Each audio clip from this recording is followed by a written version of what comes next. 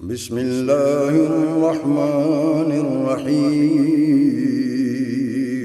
شروع اللہ کے نام سے جو بڑا مہربان نہایت رحم والا ہے۔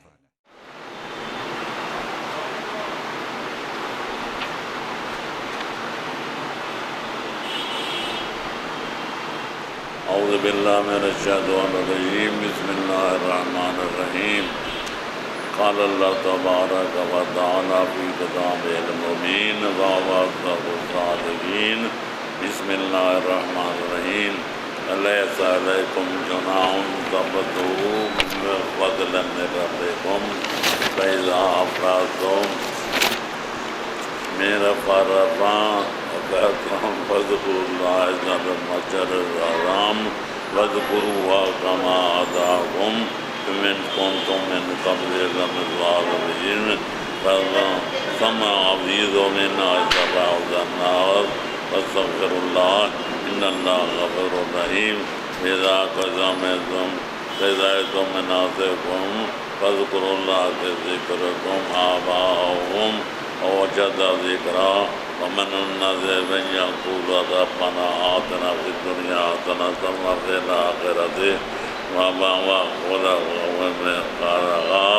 ومنهم من يقول ربنا آتنا في الدنيا حسنة وفي الآخرة حسنة وقنا عذاب النار أولئك لهم نصيب مما كسبوا والله سريع الحساب۔ صدق اللہ العلی العظیم۔ خالق کائنات کا ارشاد حج کے بارے میں ذکر ہو رہا ہے۔ حج کی 3 قسمیں ہیں۔ جو 48 میل کے باہر رہتے ہیں ان کا فریضہ حج تمتع ہے، جو 2 چیزوں کا مجموعہ ہے۔ پہلے واسطے عمرہ تمتع کیا جاتا ہے جو 5 افعال کا نتیجہ ہے، اور بعد میں حج تمتع کیا جاتا ہے جس کے 13 افعال ہیں۔ 13 اور 5 18 افعال بنتے ہیں۔ لہذا جو 88 میل سے اندر رہتے ہیں ان کا فریضہ حج قران ہے یا حج افراد ہے۔ اگر قربانی لے کر چلتے ہیں گھروں سے اس کو قران کہتے ہیں۔ اگر قربانی بعد میں خریدتے ہیں گھر سے لے کر جان لجتا نہیں ہیں اس کو حج افراد کہتے ہیں۔ حج افراد والا جب چاہے حج تمتع کے ساتھ بدل سکتا ہے، حج قران والا چاہے تو حج تمتع کے ساتھ تبدیل کر سکتا ہے۔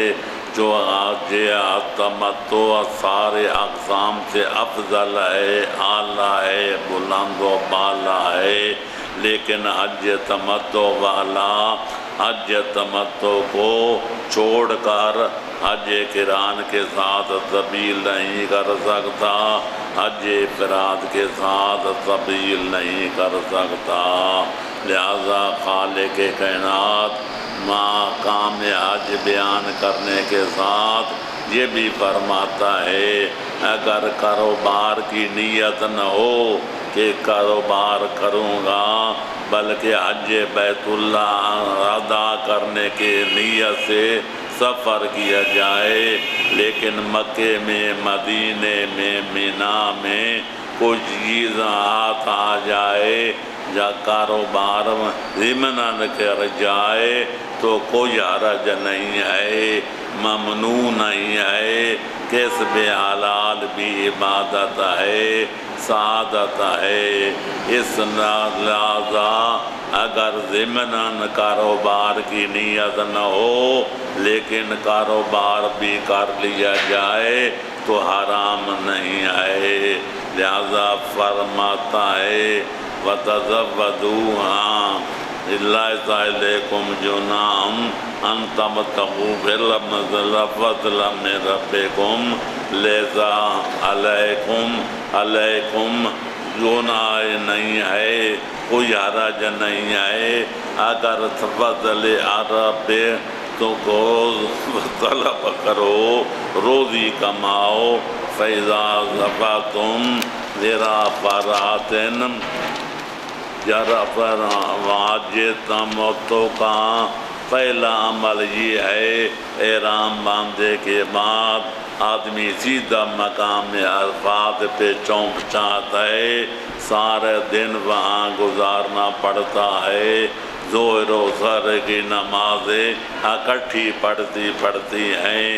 جب غروب آفتاب ہو جائے پھر مشعر الحرام کی طرف مزدلفہ کہتے ہیں، ادھر رجوع کیا جاتا ہے۔ رجوع اور مغرب عشاء کی نماز وہاں جا کر پڑھی جاتی ہے۔ اہل سنت والجماعت بھی ظہر اثر کی نماز اکٹھی پڑھتے ہیں مقام عرفات میں، اور مغرب و عشاء اکٹھی پڑھتے ہیں مزدلفہ میں۔ یہ شہر مشعر الحرام بھی کہا جاتا ہے۔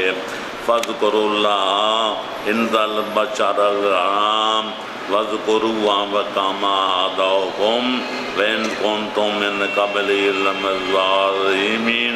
اللہ کا فضل کرم سے جب مشعر الحرام میں پہنچ جاؤ تو اللہ کا ذکر کرو، اللہ کی عبادت کرو، اللہ کرو جس طرح اس نے ہدایت کی ہے۔ محمد والے محمد نے حج کر کے دکھایا ہے، لہذا رات وہاں گزاری جاتی ہے۔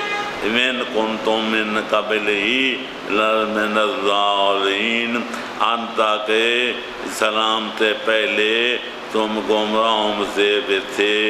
اللہ نے فضل و کرم کیا، تمہیں مسلمان بنایا، حج ادا کرنے کی توفیق عطا فرمائی۔ لہذا افیضوا من حیث افاض الناس، لوٹو وہاں سے عرفات سے جہاں سے لوگ لوٹتے ہیں۔ اللہ کی بار میں یہ توبہ کرو، استغفار پڑھو۔ ان اللہ غفور الرحیم، اللہ غفور بھی ہے، رحیم بھی ہے، گناہ کو معاف کرنا والا بھی ہے، امندے باندھا پہنتے بارو رحم و کرم والا بھی ہے۔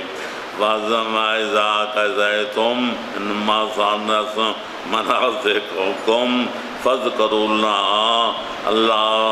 اللہ فرماتا ہے جب وقت کے مقام پر قیام بھی کر لیا، لات و منوزر میں گزار لی، تو اللہ کا ذکر اس طرح کرو جس طرح کفر کے دور میں اپنے آباء و اجداد کا ذکر کرتے تھے۔ لوگ وہاں میلہ لگاتا تھے اور اپنے بابا دادے کے کارناموں بار ہر بندہ کہتا ہے میرا باپ اتنا بہادر تھا، اتنا دلیر تھا، اتنا بڑی شاعر حسنا بڑھ سخی ہزاروں آدمی کا قافلہ کرتا تھا۔ فرماتا ہے جو اپنے باپ دادے کے ذکر نہ کرو، اللہ کے انعامات کا، اللہ کے احسانات کا، اللہ کے نعمتوں کا ذکر کرو، بلکہ جو کافر لوگ تھے اپنے باپ دادے کے ذات پر فخر کرتے تھے، تم اللہ کے بندے ہونے پر فخر کرو۔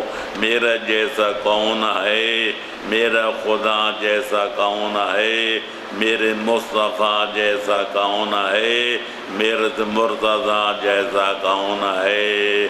لہذا دعا کرنے کا طریقہ کیا ہے؟ بعض لوگ دنیا کے لیے دعا کرتے ہیں، یا اللہ ہمیں مال دے، دولت دے، عزت دے، آبرو دے، آخرت کا ذکر نہیں کرتے۔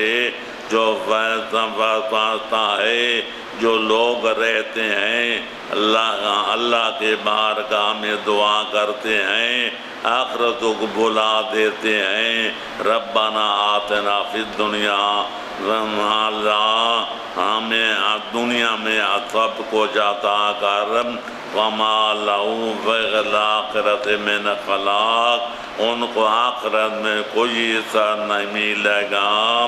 لہذا دعا کرنی چاہیے، تو دنیا کے لیے بھی آخرت کے لیے بھی۔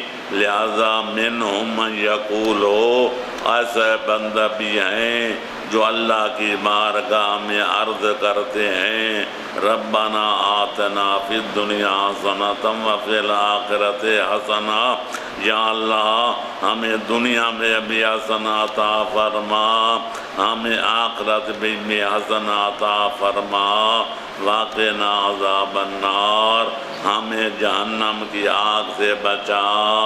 لہذا معصوم سے پوچھا گیا کہ مولا دنیا کا حسنہ کیا ہے؟ فرمائے اتنا رزق دے دے کہ محتاج نہ ہوں، تیرے خزانے غیبی سے مجھے اتنی روزی مل جائے کہ لوگوں کا محتاج نہ ہوں، لوگوں کے سامنے ہاتھ پھیلانا نہ پڑے۔ آخرت میں بھی حسنہ عطا فرما۔ آخرت کا حسنہ یہ ہے کہ آدمی اتنا نیکیاں کر جائے کہ مرنے کے بعد جاگیر جنت کا پٹا حاصل ہو جائے، اور آخرت کا بڑی خوشی اس وقت مکمل ہوگی جب جہنم سے برات نامہ بھی حاصل ہو جائے گا۔ لہذا مومن کی دعا یہ ہے کہ یا اللہ مجھے اتنا ہمیں حسنات عطا فرما، اتنا قربان اپنے خزانے سے مجھے روزی عطا فرما کہ لوگوں کا محتاج نہ بنوں، اور آخرت میں بھی حسنات عطا فرما، جاگیر جنت کا پٹا عطا فرما، اور جاگیر جنت کا پٹا ملنے کے بعد جہنم سے برات نامہ بھی عطا فرما، تاکہ مطمئن ہو کر جنت الفردوس میں داخل ہو جاؤں، اور جہنم کی آگ کا کوئی شعلہ میرے جیب و دامن کے قریب نہ آئے۔ جب جنت حاصل ہو جائے گی، جس کے بارے میں خالق اکبر فرماتا ہے جنت وہ منوں میں تئیں ہیں جو کانوں سے سنے نہیں آئیں، آنکھوں سے دیکھی نہیں ہیں، جب تک جنت کے مزے نہیں لوٹو گے، جنت میں داخل نہیں ہو جاؤ گے، جنت کی نعمتوں کا اندازہ نہیں لگا سکو گے کہ خالق اکبر نے آنکھوں کے ٹھنڈا کے لیے، ہمیں خوش کرنے کے لیے وہاں نعمتیں مہیا کر رکھی ہیں۔ جیسا کھانا چاہیں گے وہ کھانا حاضر ہوگا، جیسے مکان میں رہنا چاہیں گے ایسا مکان مہیا ہوگا، جیسی بیویوں سے شادی کرنا چاہیں گے ایسی بیویاں موجود ہوں گی، جیسی اولاد چاہیں گے ایسے اولاد حاصل ہو جائے گی۔ جو مومن چاہے گا وہ مرادیں پائے گا۔ لہذا جنت وہ ہے جب تک آدمی داخل نہ ہو جائے، جنت کے مزے نہ لوٹے، اس وقت تک یہ بیان کرنے کی چیز نہیں ہے، بیان سے تعلق نہیں رکھتی بلکہ آیان سے تعلق رکھتی ہے۔ جنت کے کھانے سے تعلق رکھتے ہیں، جنت کی خوشیاں جنت والے کی ذات سے تعلق رکھتی ہیں، لہذا اولئک لہم نصیب مما کسبوا، جو آخرت دیر دعا کرتے ہیں دنیا کے بھی اللہ کے بھی وہ اللہ کرتے ہیں، اولئک لہم نصیب مما کسبوا، ان کو حصہ ملے گا جو کچھ دنیا میں کما کے گئے ہیں، لہذا اللہ اسی بندے کی محنت ضائع نہیں کرتا جو دنیا کے لیے کام کرتے ہیں، خالق اکبر ان کو دنیا عطا کر دیتا ہے، جو آخرت سے دوارے کے لیے قد و کاوش کرتے ہیں خالق ان کے آخرت کو سنوار دیتا ہے، سدھار دیتا ہے، جنت الفردوس کی جاگیر عطا فرماتا ہے، لہذا ذکر اللہ قیام امن معدودات، لہذا اللہ کا ذکر کرو جن گنے چنے ہیں، آج کے دنوں میں اللہ کی عبادت کرو، دل کھول کے کرو، زیادہ کرو، جتنا ہو سکتا ہے اتنی عبادت کرو، نہ معلوم دوبارہ موقع ملے گا جب موت پہلے آ جائے گی۔ فرمایا من استعجل تعجل فی یوم فلا اثم علیہ، جو منا کے رات گزارنے کے بعد رمی جمعرات کے بعد جو دو دن پہلے چلا جائے، حج کے باقی اعمال مکے میں جا کر بجا لائے، کوئی حرج نہیں ہے۔ وہ من تاخرا، جو 10 11 12 تک منا میں رہے، رمی جمرات بھی کرتا رہے، راتیں بھی گزارے، فلا اثم علیہ، لوسا وہ جائز نہیں ہے، لمن اتقى اللہ واتقوا اللہ واعلموا انکم الیہ تحشرون، اللہ کا تقوی اختیار کرو اور جان لو اللہ کی بارگاہ میں حاضر ہونا ہے، لہذا کوشش کرو کہ اللہ کی بارگاہ میں جب حاضر ہو تو اللہ راضی نظر آئے، تمہارے کردار کی وجہ سے، تمہارے اخلاق و اعتبار کی وجہ سے، تمہارے لیل و نہار کی وجہ سے اللہ راضی نظر آئے۔ اللہ کو ناراض نہ کرو، اللہ ناراض ہو جائے، ساری دنیا راضی ہو جائے، فائدہ کوئی نہیں ہے، اللہ راضی ہو جائے، ساری کائنات ناراض ہو جائے، کوئی نقصان نہیں ہے، لہذا ہر پیغام میں کوشش کرنی چاہیے اللہ راضی ہو جائے، محمد و آل محمد علیہ السلام راضی ہو جائیں، دنیا کا ناراض ہو تو بھی فرق نہیں پڑتا، راضی ہو تو بھی فرق نہیں پڑتا، لہذا مومن کی کوشش ہونی چاہیے ہر کام وہ کرے جو اللہ چاہتا ہے، جو محمد و آل محمد چاہتے ہیں، اللہ کا رسول وہ چاہتا ہے جو اللہ چاہتا ہے، آل محمد وہ چاہتے ہیں جو اللہ کا چاہتا ہے، جو محمد و رسول اللہ چاہتے ہیں، لہذا اللہ کا بندہ بن جائے، ہزاروں لاکھوں بندوں کی خوشنودی سے آزاد ہو جاتا ہے۔ اگر اللہ کی رضامندی چھوڑ دے، بندے کو راضی کرنے کی کوشش کرتا ہے، یہ راضی ہو جائے، وہ راضی ہو جائے، ساری دنیا راضی نہیں ہوتی، لہذا یہ تصور کرنا چھوڑ دو کہ ایسا بندہ بنے کہ ساری دنیا راضی ہو جائے۔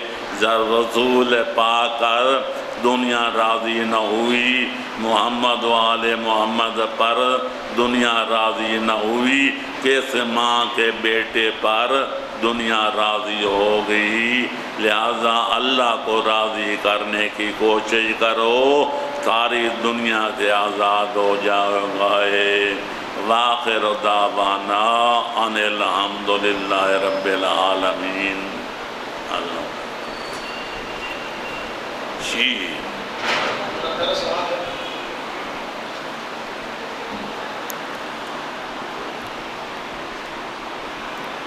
سوال ہے کہ جدید ٹیکنالوجی کے ہوتے ہوئے کیا چاند ننگی آنکھ سے دیکھنا ضروری ہے یا مشینوں سے دیکھا جا سکتا ہے؟ میرے محترم آج مسئلہ چل رہا ہے، بعض لوگ کہتے ہیں زمانہ جدید کے تقلید سے فائدہ اٹھانا چاہیے، اسلام روکا نہیں ہے، زنا ثابت کرنے کی اور طریقے ہیں، چوری کرنے سے ثابت کرنے سے اور سے بھی طریقے ہیں، کون نظر کیا جا سکتا ہے، زنا کا اور عورت رد کیا جا سکتا ہے، مرد کے جو واضح ہو جا سکتا ہے کہ فلانے زنا کیا فلانی عورت سے، لیکن شریعت کہتی ہے، شریعت کی سزائیں بڑی سخت ہیں، لیکن ثابت کرنے کے طریقے غلط بیڑے ہیں۔ 4 گواہ ثابت ہو جائیں کہ آدمی نے زنا کیا ہے، فلانے نے فلانی عورت سے زنا کیا ہے، 4 آدمی کہاں سے لائیں گے، عادل کہاں سے لائیں گے؟ لہذا چور چوری کرتا ہے، رات کے سمے میں کوشش ہوتی ہے کچھ بندہ انہوں نہ دیکھے، چوری ثابت کرنے کے لیے شریعت کہتی ہے 2 عادل گواہ ہوں جو چوری کرتے وقت اس کو دیکھیں۔ لہذا مطلب یہ ہے کہ چور کے ہاتھ کٹنے سے محفوظ ہو جائیں، آدمی سنسار ہونے سے بچ جائے۔ شریعت کی سزائیں بڑی سخت ہیں، لیکن شرائط بھی بڑی کڑی ہیں، لہذا تجویز طریقے سے چوری سے بچ کی جا سکتی ہے، زنا کاری بھی ثابت ہو سکتی ہے، لیکن شریعت کا حکم ہے جب تک 4 آدمی عادل گواہی نہ دیں چور میں زنا کی سزا نہیں دی جا سکتی، جب تک 2 عادل گواہی نہ دیں چوری ثابت نہیں ہو سکتی، چور کے ہاتھ نہیں کاٹے جا سکتے۔ شریعت کا حکم ہے چاند آنکھوں سے دیکھ لو تو بھی ہو جاتا ہے، 2 مطلع ہو، 2 آدمی گواہی دے دیں کہ انہوں چندان دیکھا ہے تو بھی مسئلہ صاف ہو، تو پھر کیا ضروری ہے ہر بندہ کہے میں نے دیکھا ہے، میں نے دیکھا ہے، میں نے دیکھا ہے، یا 30 دن گزر جائیں سابقہ مہینے کے، 30 دن کا کوئی عربی مہینہ نہیں ہوتا، یا مطلب یہ اگلا نام جب پہلے 30 دن گزر جائیں یا مطلب معلوم ہو تو 2 عادل گواہی دے دیں، مطلب صاف ہو، ہر بندے کو دیکھنا چاہیے، ان سے چاند ثابت ہوتا ہے، ورنہ چاند ہمیشہ مرکز پہ موجود رہتا ہے، کبھی چھوٹا ہوتا ہے، کبھی موٹا ہوتا ہے، کبھی پتلا ہوتا ہے، کبھی دبلا ہوتا ہے، لہذا آسان طریقہ یہ ہے کہ شریعت کے قواعد کو سامنے رکھا جائے اور جدید طریقے سے ادا کیا جائے، کوئی حرج نہیں ہے، لیکن شریعت کا قانون توڑا نہیں جا سکتا۔ بس کیوں سوال ہے کہ کیا دوسری شادی کے لیے پہلی بیوی سے اجازت لینا ضروری ہے؟ یہ شریعت ایوب خان کی شریعت یہ تھی، محمد عربی کے شریعت میں اللہ سے اجازت لینے کی ضرورت ہے۔ فرماتا ہے اگر عدل کر سکو طور پر بھی رات گزارنے میں، لباس خریدنے میں، دام کھانے میں، کھلانے میں عدل کر سکو تو ایک کر سکتے ہو، دو سکتے ہو تو تین کر سکتے ہو، چار کر سکتے ہو، لیکن عدالت نہ کر سکو تو ایک عورت پہ رسوا کرنا واجب ہے، دوسری شادی کی جو جائز نہیں ہے۔ بیویوں سے اجازت لینے کی ضرورت نہیں، اللہ کے قانون کو سامنے رکھنا پڑتا ہے۔ عالم کو چاہیے خدا کو حاضر ناظر سمجھ کے عہد کرے میں دوسری شادی کر رہا ہوں تو عدالت کروں گا، توجہ برابر کروں گا، محبت بھی ظاہری طور پر برابر کروں گا، لباس میں برابری کروں گا، کھانے پینے میں، شاباشی کرنے میں، معاشرت کرنے میں، الغرض ہر چیز میں انصاف شرط ہے۔ اگر عدالت کر سکتا ہے تو 4 بیویاں کر سکتے ہیں، لیکن عدالت نہیں ہے تو ایک کافی ہے، دوسری کا نام لینے کی ضرورت نہیں ہے۔ میرا سوال ہے کہ اعتکاف کے لیے کیا جامع مسجد کا ہونا ضروری ہے یا ایسی مسجد جس میں پنجگانہ نماز ہو وہاں اعتکاف کیا جا سکتا ہے؟ وہ چیز کرنی چاہیے جس میں جمعہ و جماعت ہو تو اس میں اعتکاف بیٹھا جائے۔ اگر جمع نماز نہیں پڑھی جا سکتی تو پنجگانہ نماز کی جماعت ہوتی ہو، اس مسجد میں اعتکاف پڑھنا جائز ہے۔ ماشاءاللہ جی کہ سوال ہے کہ علامہ باقر مجلسی نے اپنی کتاب حلیۃ المتقین میں تحریر فرمایا کہ جب امام زمانہ کا ظہور ہوگا تو پیغمبر اسلام ان کے بیعت کے لیے ظاہر ہوں گے، اس کی کیا حقیقت ہے؟ جی پیغمبر اسلام زمانہ رجت کے اندر میرے محترم نبی کی اطاعت واجب ہے، امام فرض، امام پیغمبر اسلام افضل ہے، ان کے قائم مقام ہونے کی وجہ سے، ان کا نائب ہونے کی وجہ سے، ان کا خلیفہ ہونے کی وجہ سے امام کی اطاعت کی جاتی ہے۔ امام مولا علی کے زمانے میں پیغمبر اسلام کی ہوتی تھی، حیدر قرار کی نہیں ہوتی تھی۔ حیدر قرار کے دور میں حسین شریفین کی بیعت نہیں ہوتی تھی، مولا علی کی بیعت ہوتی تھی۔ بیعت مطلب یہ ہے کہ پیغمبر اسلام پہلے تصریح کریں گے، تائید کریں گے میرا 12واں خلیفہ یہی ہے، میرا 12واں لال ولایت یہی ہے، امام زمانہ یہی ہے۔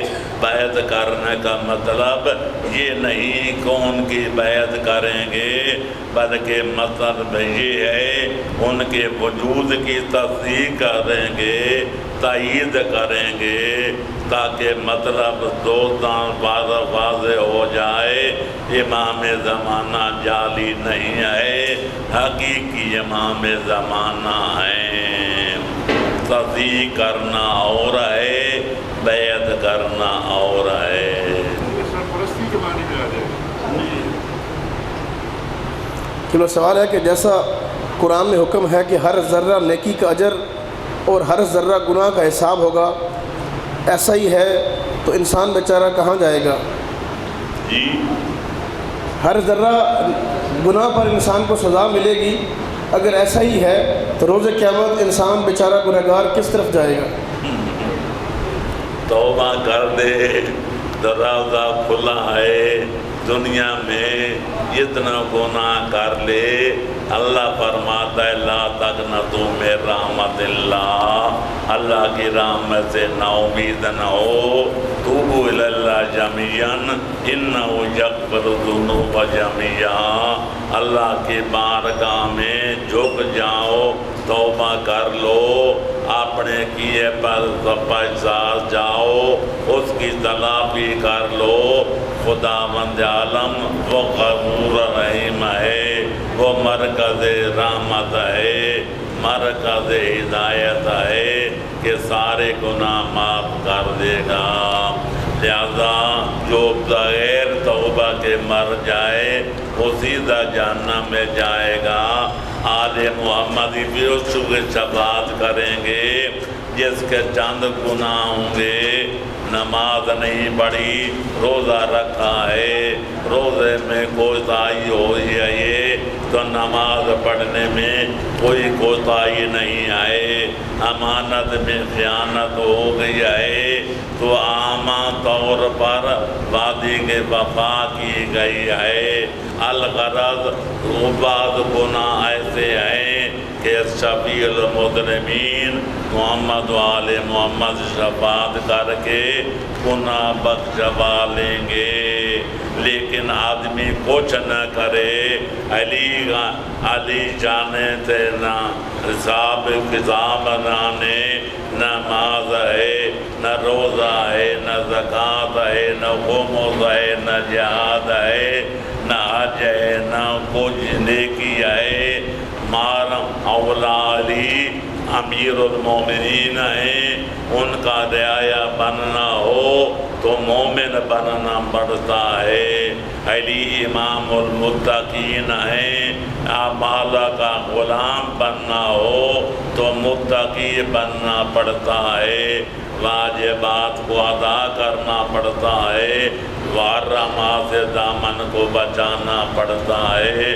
اگر کوئی تقاضائے بشریت غلطی ہو جائے، توبہ نہ کر سکے، آل محمد شفاعت کر کے بخشوا لیں گے، لیکن گناہ کرنے کی چھٹی نہیں ہے، نیکی کرنے کی رخصت نہیں ہے۔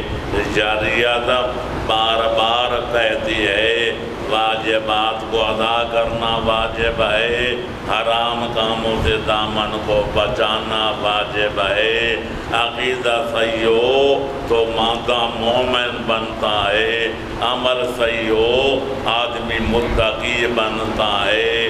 علی ولی مومنوں کے اثردار ہیں، وہ گناہگاروں کے بیمانوں سے ذرا تعلق نہیں رکھتے، مولا علی نیکوکاروں کے امام ہیں، بدکاروں کے، زناکاروں کے، شراب خاروں کے امام نہیں ہیں۔ چلو سوال ہے، اگر انسان نے کسی شخص کے پیسے دینے ہوں اور وہ شخص فوت ہو جائے، اس کا کوئی وارث بھی نہ ہو یا اس کا علم ہی نہ ہو کہ وہ کہاں پر ہے، تو اس کے بارے میں کیا علم ہے؟ اگر بے وارث علم ہے تو وارثوں تک پہنچائے، اگر اس کا علم ہو سکتا ہے کہ زندہ ہے جہاں ہے تو طالبان اس کے تلاش کرنے میں کوشش کرے، اگر جائے اس کو ادا کرے، وارث چھوڑ جائے ان کو ادا کرے، لیکن آقا آدمی مر جائے یا ضرورت ہو جائے، وطن چھوڑ جائے، وارثوں کا بھی پتہ نہ چلے تو کہ غار خیر میں وہ رقم صرف کر کے نیت یہ کرے جو اس کو ثواب ملے جس کا قرضہ دینا تھا۔ انشاءاللہ خالق اکبر غفور الرحیم ہے، اس کے عمل کو قبول کر لے گا۔ صدق نیت سے ادا کرنے کی کوشش کرے، کسی کار خیر میں وہ روپیہ خرچ کر دے، اس کا ثواب اس کو آخرت میں مل جائے گا۔ کیا کالا جوتا پہننا منع ہے؟ جوتا کالا پہنا، ٹوپی کالی پہنے، کالے رنگ کی مذمت ہے، چیٹے رنگ کی فضیلت ہے۔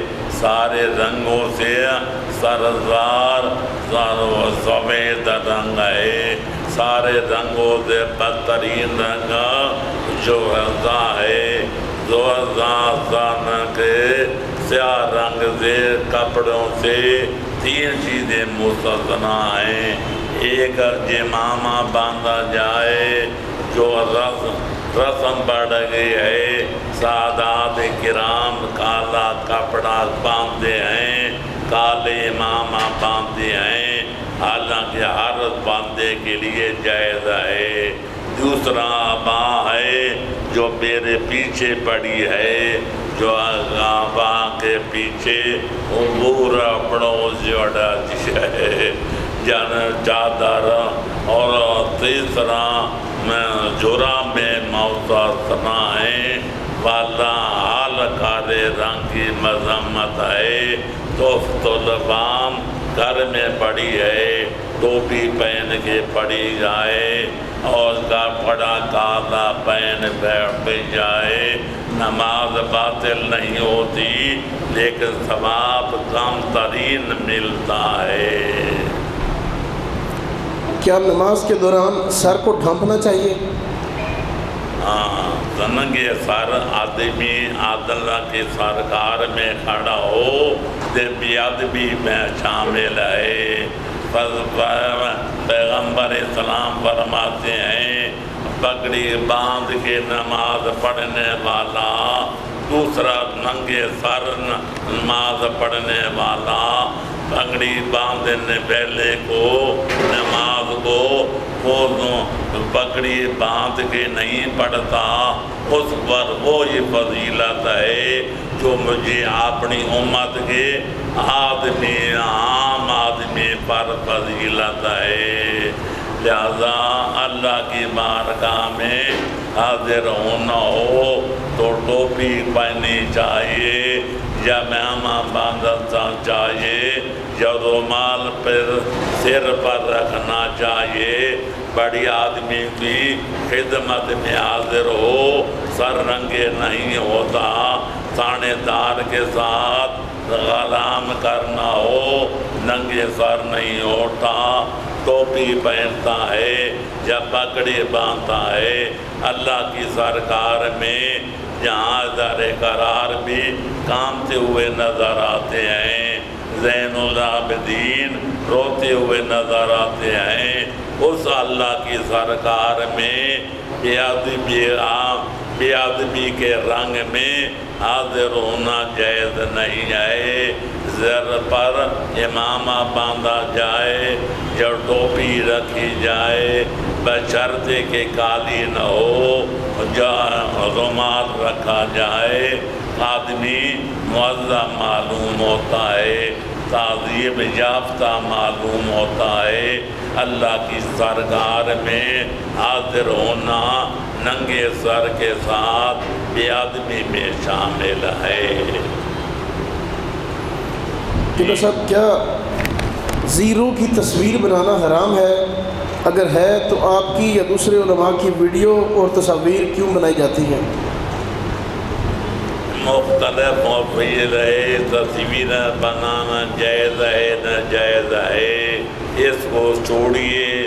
میں نے پوری تحقیق اپنی کامان الشریعہ کی دوسری جلد میں کر دیا ہے۔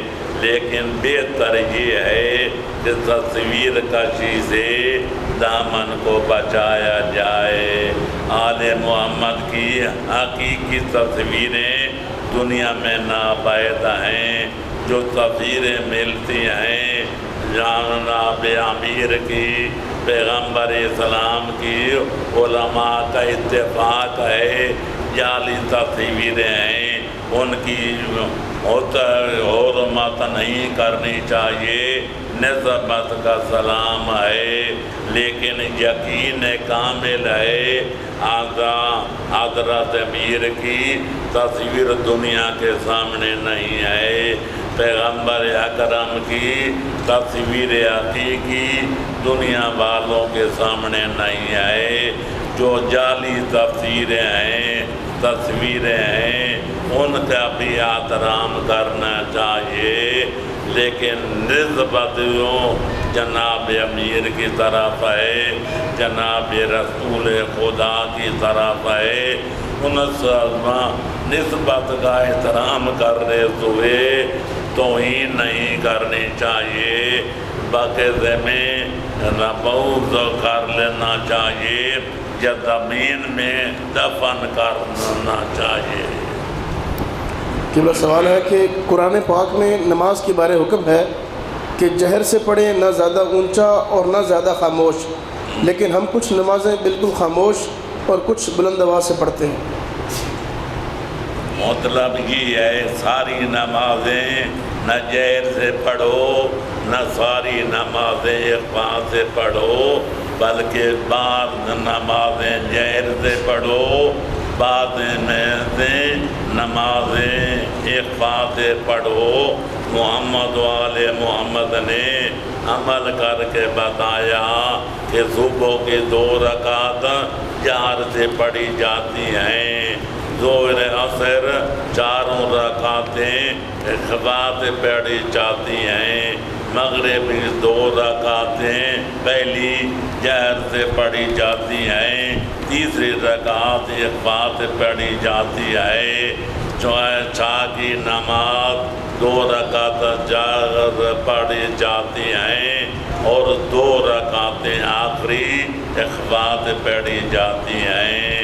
لہذا اب قرآن کے عالم محمد والے محمد علیہ السلام ہیں، ان کے گھروں میں قرآن اترا ہے، جو ہمارے مذہب کا اصول ہے وہی ٹھیک ہے، بعض جاری ہیں، بعض اخفاتی ہیں۔ لہذا اخفات کی عادت یہ ہے کہ اپنے آپ کو سنائی دے کہ زبان سے کیا پڑھ رہا ہے۔ دوسرے جاہر کی عادت یہ ہے کہ ڈانڈا نہ پلائے، چور نہ بجائے، دوسروں کی بنا کرے، بلکہ بات میں بیٹھا ہو غور کرے، وہ سمجھ سکے کہ فلانا فلج یا سورت پڑھ رہا ہے، یہ قرات کر رہا ہے۔ لہذا شور نہیں مچانا چاہیے، اخفات بھی نہیں کرنا چاہیے کہ آدمی خود نہ سمجھ سکے نہ سن سکے۔ اخفات کی آخری عادت یہ ہے اپنے آپ کو سنائے، دوسروں کو نہ سنائے۔ جہر کی عادت یہ ہے کہ پاس بیٹھا ہوا آدمی سن سکے کہ کیا پڑھ رہا ہے، بس۔ قبلہ سوال ہے کہ صحابی ام مکتوم کی سعادت الدارین میں مدح موجود ہے، جبکہ اثبات الامامت میں اس کے بارے میں مذمت ہے، اس کا وضاحت فرما دیں، اور اس کے نابینا ہونے کی اصل سبب کیا تھا؟ نابینا تھا، پہلے دن سے جماعت نابینا تھا، ولایت آل محمد کا قائل نہیں تھا، اس کی مذمت ہے۔ پیغمبر اکرم کے ساتھ ایک دفعہ آیا جناب بطول کے پاس، پیغمبر اکرم نے حسب صحابے کی اجازت طلب کی، بی بی نے عرض کیا بابا جان آپ کا اپنا گھر ہے، مجھے اجازت ماننے کی ضرورت نہیں۔ فرمایا میں سانحہ نہیں، میرے ساتھ عبداللہ ابن ابن مکتوم بھی ہے۔ جناب خاتون قیامت خوش ہو گئی، 3 بار کہا، بی بی نے وہ جواب دیا۔ پیغمبر آخر نے فرمایا بی بیٹی عبداللہ آندھا ہے، وہ دیکھ نہیں سکتا۔ لہذا بی بی نے عرض کیا بابا ابر آپ کا صحابی اندھا ہے تو میری آنکھیں تو ہیں، لہذا اس پر حرام ہے مجھے پر نکاح کرے، وہ نکاح نہیں کر سکتا تو میری نکاح تو پڑھ سکتی ہے۔ پیغمبر اکرم نے مجھے کھڑا کیا، اندر بھی لے گئے، بیوی کو گلے لگایا، واسطے پر بوسہ دیا، فرمایا مجھے اس جواب کی توقع تھی جو آپ نے پیش کیا ہے۔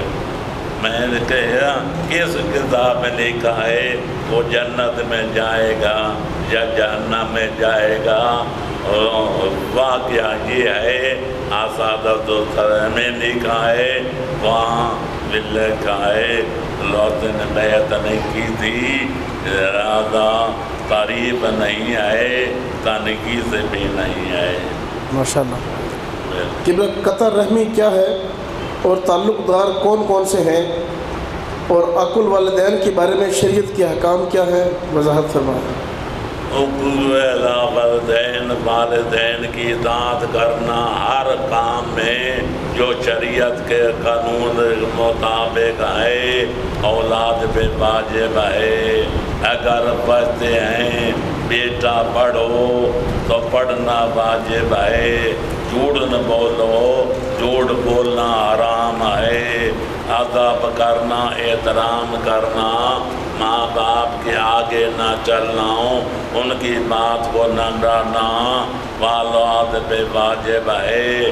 معصوم فرماتے ہیں تمہیں معلوم ہو جائے بابے کا کپڑا پھٹا ہوا ہے تو اس کو کہنے کی ضرورت پیش نہ آئے بیٹا میرا چولا خراب ہے، جب میری سلوار پھٹی ہوئی ہے اس کو پہلے انتظام کر دو۔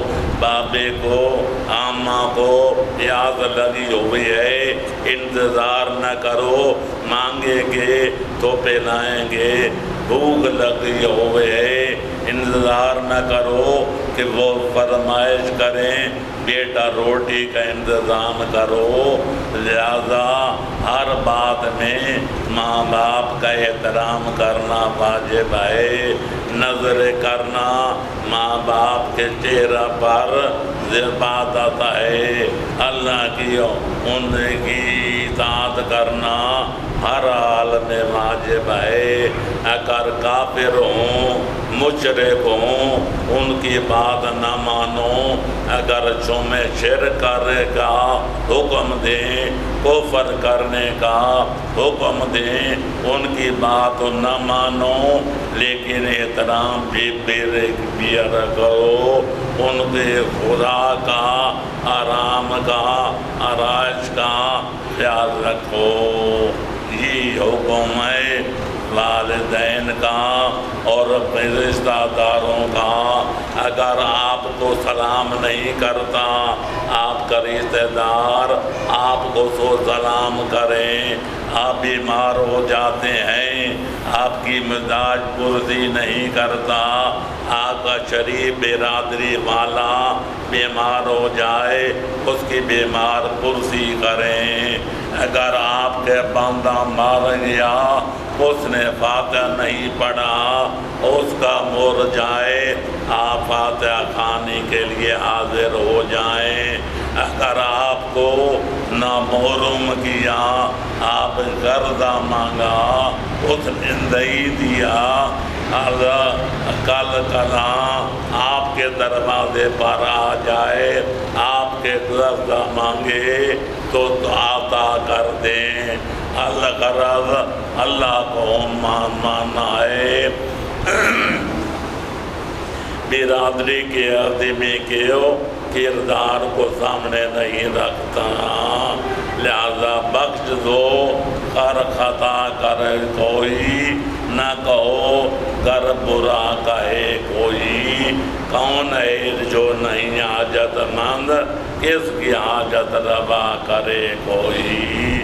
لہذا برادری کا بندہ برائی بھی کرے، اس کے ساتھ اچھائی کرو، صلہ رحمی کرو، کرم نوازی کرو، آپ کا فائدہ ہوگا، رزق وسع ہوگا، عمر زیادہ ہوگی، حالات ٹھیک ہو جائیں گے، اللہ کا فضل شامل حال ہو جائے گا۔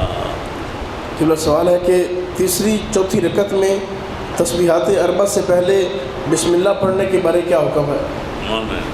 بسم اللہ پڑھی جاتی ہے، قرآن پڑھنا ہو، آیت آپ سبحان اللہ، تسبیحات اربع سے پہلے بسم اللہ پڑھنے کا کوئی حکم نہیں ہے۔ کر لیں اس وقت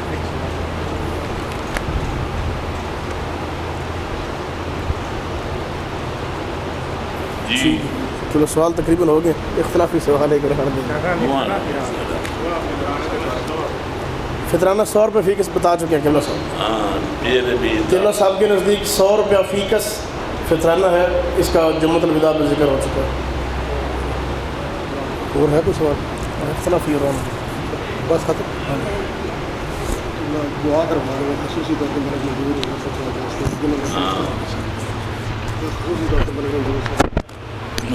صاحب اور ڈاکٹر افضل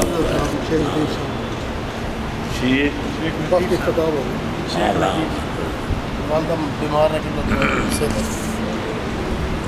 آخر دعوانا ان الحمدللہ رب العالمین۔ ایک دفعہ سورہ فاتحہ اور 3 بار قل هو اللہ کی تلاوت کر کے عام لوگوں کے لیے، محرومین و محرومات کے لیے، بانیان مجلس اعزاز کے لیے، بالعموم اور جناب ملک منظور حسن صاحب کے لیے، اور خصوص جناب ڈاکٹر فضل محمد افضل خان کے لیے، بالخصوص اور جناب لطیف صاحب شیخ لطیف صاحب کے لیے بالخصوص پڑھنے کی تقریب فرمائیں۔ بسم اللہ الرحمن الرحیم، الحمدللہ رب العالمین، الرحمن الرحیم، مالک یوم الدین، إياك نعبد وإياك نستعين، اهدنا الصراط المستقيم، صراط الذين أنعمت عليهم غير المغضوب عليهم ولا الضالين۔ بسم الله الرحمن الرحيم، قل هو الله أحد الله الصمد، لم يلد ولم يولد ولم يكن له كفوا أحد۔ بسم الله الرحمن الرحيم، قل هو الله أحد الله الصمد، لم يلد ولم يولد ولم يكن له كفوا أحد۔ بسم الله الرحمن الرحيم، قل هو الله أحد الله الصمد، لم يلد ولم يولد ولم يكن له كفوا أحد۔ یا اللہ ان دونوں کا ثواب، عزت و تبی کا ثواب، عزت و تقدیر کا ثواب تمام مومنین مومنات کو عموماً اور خصوصاً دانیان کرام کے